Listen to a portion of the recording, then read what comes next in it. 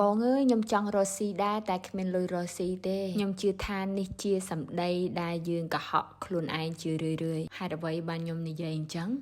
ចុះហេតុអីបានអ្នកទាំងអស់គ្នាមានលុយទិញទូរស័ព្ទថ្មីអត់មានលុយផងហេតុអីមានលុយទិញម៉ូតូថ្មី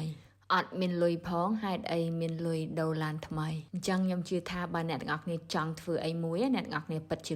រលុយនឹងទាល់តែបានឧទាហរណ៍ពេលដែលខ្ញុំបើករកស៊ីដំបូងសួរថាខ្ញុំមានលុយអត់គឺអត់មានទេអញ្ចឹងខ្ញុំខ្ចីលុយពីគ្រួសាររបស់ខ្ញុំដើម្បីរកស៊ីហេតុអីខ្ញុំមិន